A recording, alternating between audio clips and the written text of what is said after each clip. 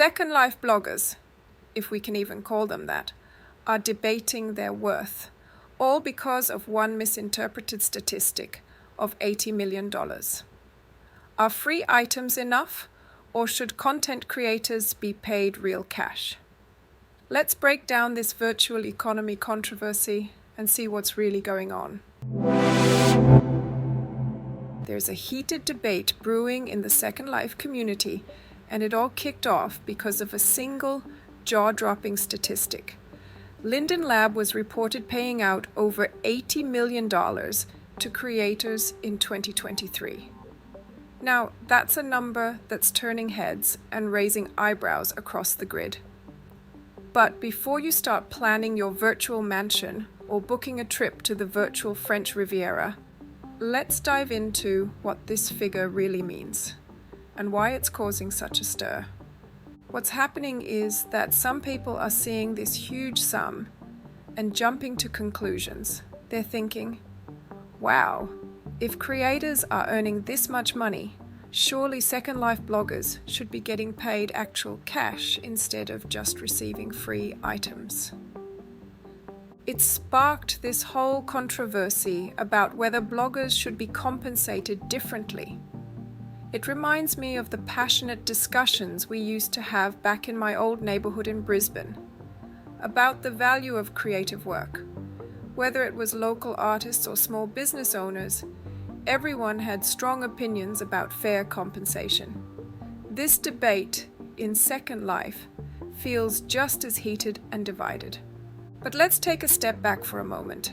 This $80 million figure, it's for all creators across Second Life. We're talking about everyone from small-time designers to major brands and everything in between. It's not just going into a few people's pockets. So using this number to argue that all designers can afford to pay bloggers, that's missing the bigger picture. For all we know, a big chunk of that $80 million could be going to major creators like Blueberry, MadP, or Zuby. These big names are probably raking in serious cash, though they keep their earnings under wraps. The rest might be split among smaller creators who are just supplementing their real-life income. It's a bit like assuming every cafe in Paris is rolling in dough just because the Champs-Élysées is always packed with tourists. The reality is, not every designer out there can afford to start paying their marketers, no matter how much they might want to. And let's talk about the practicalities for a second. Here's something a lot of people don't realize. Many businesses in Second Life have no clue what running a real business actually entails. For a lot of creators, this is just a side hustle. Or maybe they happen to create something that became popular quickly, and suddenly they're running a successful store without really knowing the ins and outs of managing a business legally. Some of these residents might be artists or designers who are great at what they do, but they've never had to deal with things like payroll, taxes, or labor laws. It reminds me of when I first moved to Australia and had to navigate a whole new system of business regulations. It's not as simple as just deciding to pay people. For many, earning money in Second Life is just a fun way to make some extra cash on the side. They're not set up as proper businesses, and they might not even know where to start if they wanted to hire someone. So when we talk about paying SL bloggers, we're not just talking about handing over some Linden dollars. Hiring someone isn't as simple as just transferring money. There are taxes to consider, paperwork to file, and all sorts of legal stuff that comes with employing people. Even if you go the subcontractor route, there's still a bunch of paperwork involved. And let's be real, a lot of these Second Life businesses probably aren't making enough to justify all that hassle. Sure, some of the big names might be pulling in serious cash, but for many creators, their Second Life income might just be enough to cover some real-life bills or fund their next creative project. It's like the difference between the big fashion houses in Paris and the local boutiques. They're playing in completely different leagues. But hang on a second. Before we go any further, we need to talk about this term blogger that's being thrown around. It's something that's always bugged me, and I think it's important to clear this up. And hear me out before throwing out your cucumbers at me. You see, in Second Life, a lot of people call themselves bloggers, when they're really not. They're posting pretty pictures to promote brands, which is great, but that's not blogging. Blogging is about a lot more than just snapping photos and tagging products. To truly call yourself a blogger, there's usually more to it, like actual writing. But even that's just scratching the surface. Real blogging?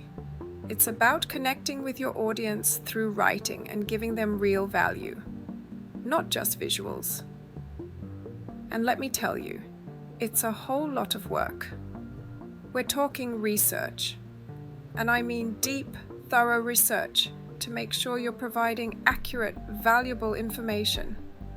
It's about understanding and using keywords strategically to help your content get found online. And those pictures everyone loves? They're not just pretty add-ons. In real blogging, you're carefully selecting and placing relevant images that enhance your content and help tell your story. But here's where it gets really technical. SEO, or search engine optimization. That's a whole skill set on its own. You're tweaking your content, your headlines, your meta descriptions to make sure search engines can find and understand your posts. All of these elements, the writing, the research, the keywords, the images, the SEO, they're the ingredients that someone who's paying for a blog post will expect. It's not about throwing together 300 words and calling it a day. It's about crafting a piece of content that's informative, engaging, and optimized to reach and resonate with your target audience. So when we talk about blogging, we're talking about a professional skill that combines writing, marketing, and technical know-how. It's a far cry from just posting a pretty picture with a product link, which is what a lot of residents in Second Life are calling blogging. Semantic, perhaps, but we have to call it what it actually is. Now, at the same time, let's not discount the skills of social media marketers, because what many people in Second Life call bloggers is actually much more in line with social media marketing. This distinction is important to understanding the skills involved and the value these content creators bring to the table. Social media marketers are in high demand too, and for good reason.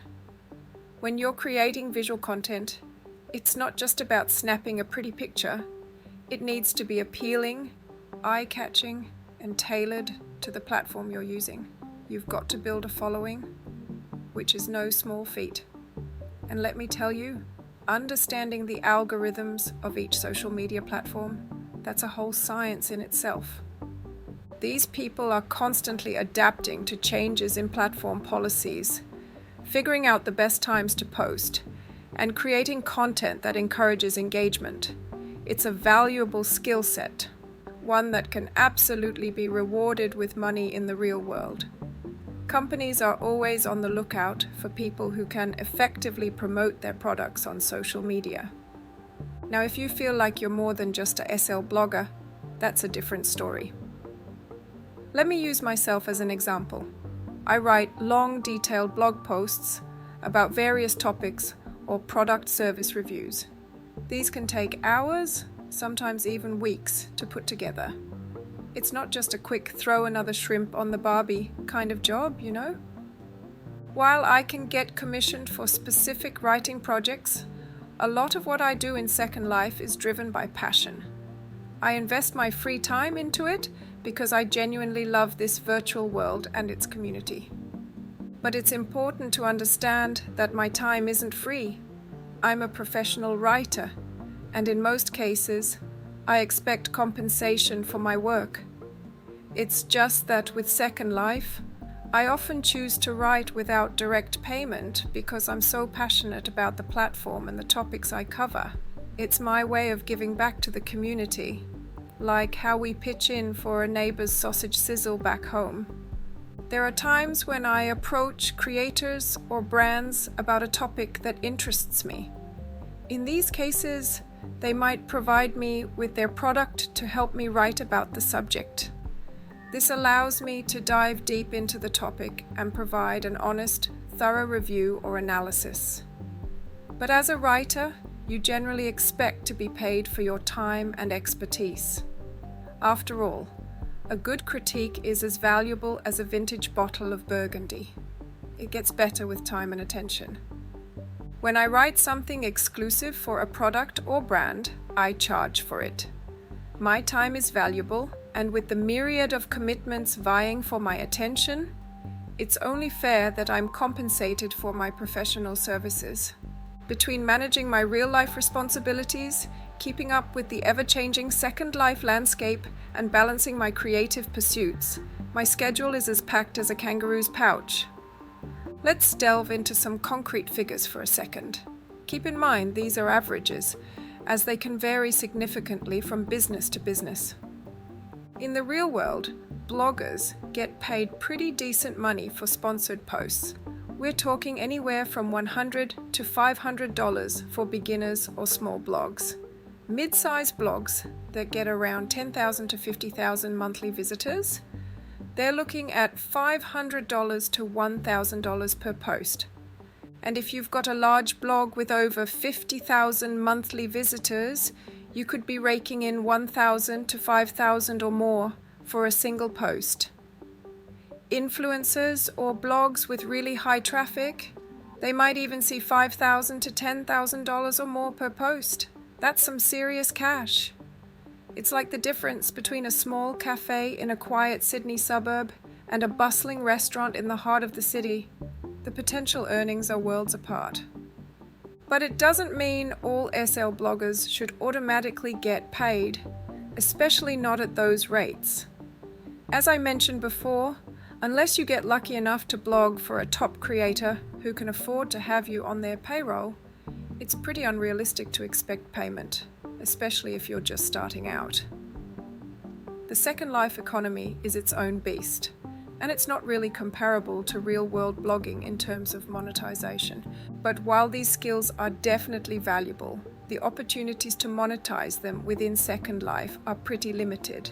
The Second Life economy just isn't set up in the same way as the broader digital marketing world. So while you might be able to land a well-paying gig as a social media marketer for a real-world company, finding similar paid opportunities in Second Life is a whole different ballgame. It's like comparing the job market in bustling Sydney to a small town. The opportunities are just on a different scale. The whole situation has got the community pretty divided. On one side, you've got people saying experienced SL bloggers deserve more than just free items, especially when they're working with successful designers. On the other side, residents are pointing out that the current system works for a lot of them and helps support a diverse range of creators. When you sign up to be an SL blogger, you know exactly what you're getting into. You're agreeing to take pretty pictures, share them across social media, and in return, you get the product for free. And for a lot of people, that's more than enough. They're doing something they enjoy and getting free stuff out of it. I mean, we all know those fat packs can be expensive. For some of us, they're way out of budget. This arrangement works well for the majority of SL bloggers. This doesn't devalue you as a person or a content creator. I think you have to define why you're doing it and what your expectations are. You need to realize that there probably aren't that many opportunities to get paid real cash for SL blogging, and certainly not at the rates we see in real-world blogging. It all comes down to understanding what you're agreeing to when you apply for these SL blogging opportunities. If you're happy with the free products and enjoy the creative process, great. If you're looking for more, you might need to redefine your approach or seek out different opportunities. The bottom line is, while it's nice to think about getting paid for SL blogging, the reality is that for most creators, offering free products is the most they can do. And for many SL bloggers, that's a fair trade. It's all about finding the right balance and being clear about your expectations from the start.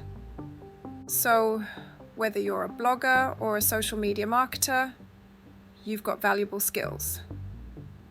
But when it comes to Second Life, the reality is that the opportunities for paid work in either field are few and far between.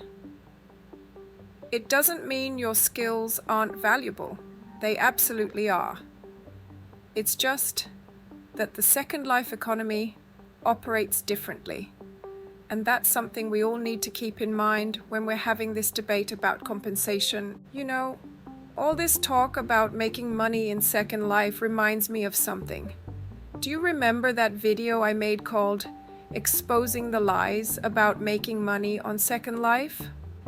Oh boy, it was bonkers. There was this part where Militia was just casually throwing out there how you can work from home by becoming a blogger in Second Life. I mean, come on!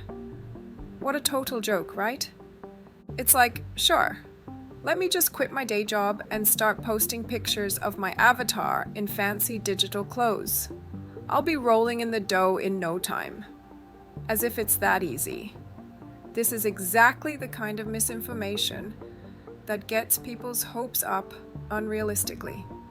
It's these kinds of claims that make people think they can make a living wage just by being a blogger in Second Life. While we can laugh about it now, it's actually a pretty serious issue. People might make real-life decisions based on this kind of misinformation. That's why it's so important to have these honest conversations about what it really means to be a content creator in Second Life and what the realistic expectations should be. It just goes to show how important it is to approach these opportunities with a clear head and realistic expectations. Sure, you might get some free virtual items, and if you're lucky, maybe a little side income. But quitting your day job to become a full-time Second Life blogger? Let's just say you might want to hold on to that resume for a while longer. So, what do you think about all this? Are you a Second Life content creator? What's been your experience with compensation? Do you think the current system of free items is fair, or should there be a push for monetary payment? And for those of you who hire SL bloggers or influencers in Second Life, what's your take on this whole debate? Drop your thoughts in the comments below. I'd love to hear your perspectives on this. And hey, if you've got an interesting topic you think needs discussing, don't be shy. Reach out to me. Anonymity guaranteed, of course. Who knows, your idea might be the star of my next video. And remember, if you're in the market for the best landlord in Second Life, and I mean the absolute cream of the crop, the landlord of all landlords, well, you might want to check out my rentals at Aussie Shores. I'm not saying I'm the best, but I'm not saying it either. It's like finding a hidden gem in the bustling streets of Sydney. You won't know how good it is until you try it. Don't forget to hit that subscribe button and ring that bell. You don't want to miss out on our next deep dive into the weird and wonderful world of Second Life, do you? This is Priska Newell, your friendly neighborhood Second Life investigator, signing off. Remember, in Second Life, the only thing that's truly free is your imagination. And maybe those welcome area freebies. Until next time, keep it real, or as real as pixels can be.